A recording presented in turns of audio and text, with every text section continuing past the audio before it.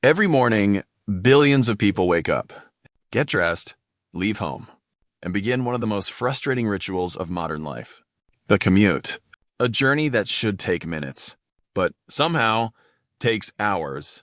And no matter where you live, America, Europe, Africa, Asia, the story is surprisingly similar.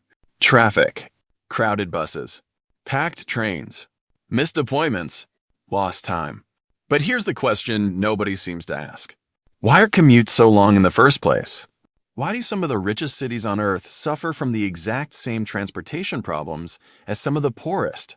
And why, despite spending billions on roads, highways, and infrastructure, does traffic always seem to come back? What if the problem isn't traffic? What if the problem is the way we've built our cities? Every day, cities perform an extraordinary act. Millions of people leave one place to go somewhere else at almost exactly the same time. Think about that for a second. In many cities, most jobs are concentrated in one area: the city center, the business district, the industrial zone. Yet most people don't live there. So every morning, entire cities begin moving like a giant migration, except unlike nature. Deep our cities were never designed to handle this many people moving simultaneously.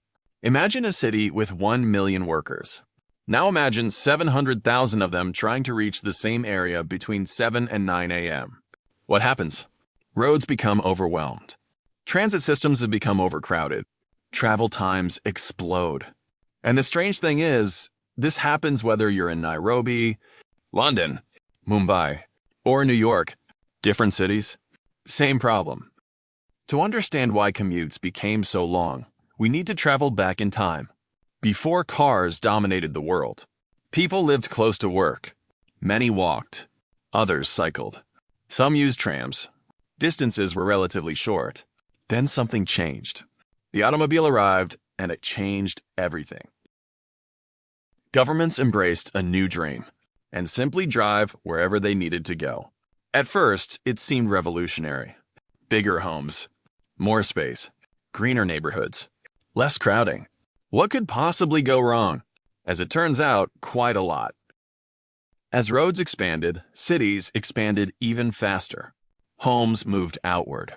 Jobs remained concentrated. Distances increased. Dependence on cars skyrocketed. This process became known as urban sprawl, and it quietly transformed a 10-minute journey into a 1-hour commute. When congestion appears, most governments respond in exactly the same way. Build more roads, add more lanes, construct another bypass, create another flyover. It sounds logical. More road space should mean less traffic, right? Wrong. This is where one of the most misunderstood concepts in urban planning appears: induced demand. The idea that building more roads or adding more lanes often encourages more people to drive, which eventually brings congestion back. A phenomenon so powerful that it has defeated transportation planners for decades. Imagine a congested highway. The government adds 2 new lanes. Traffic improves for a few months. Then something interesting happens. People who previously avoided that route begin using it. Some switch from public transport to private transport. Others move farther away because driving seems easier. Developers build new housing. New shopping centers emerge.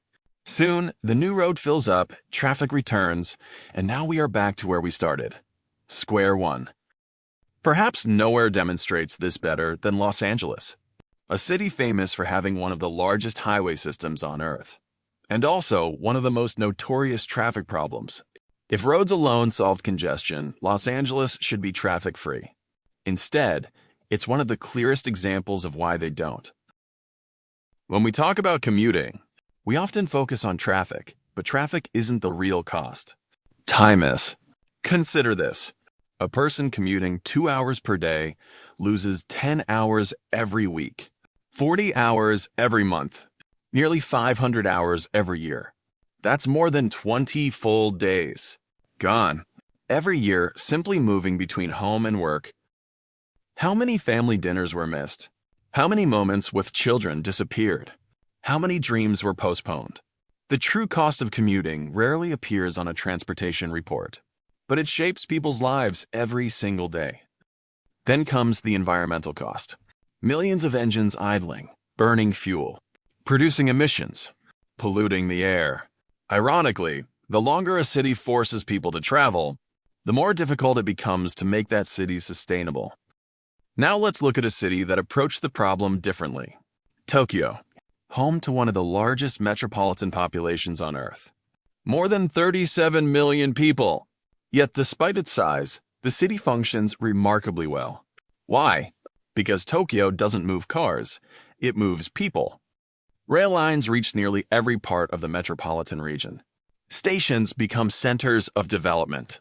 Housing, retail, offices, entertainment, all clustered together. The result? Many residents can access most daily needs without long journeys. The best cities of the future won't necessarily be the ones with the most highways. They'll be the ones that reduce the need for commuting altogether. Think about it. Why should someone travel 20 kilometers to buy groceries? Or spend 2 hours to reach at work, or drive across an entire city to visit a park? Perhaps the smarter solution isn't moving people faster. Perhaps it's bringing destinations closer. Urban planners call this the 15-minute city. A simple idea. Design communities where most daily needs are reachable within 15 minutes. By walking, cycling, or public transport. The goal isn't restricting movement. The goal is giving people more choices and more time. For decades, cities have tried to solve congestion by building more roads. Yet traffic remains. Commutes grow longer. And millions continue losing precious hours every day. Because the real problem was never traffic. It was distance. Distance between homes and jobs. Distance between people and opportunity. Distance created by decades of planning decisions. The cities that thrive in the future won't be those that build the widest highways. They'll be the cities that understand a simple truth. The best commute is the one you never have to make.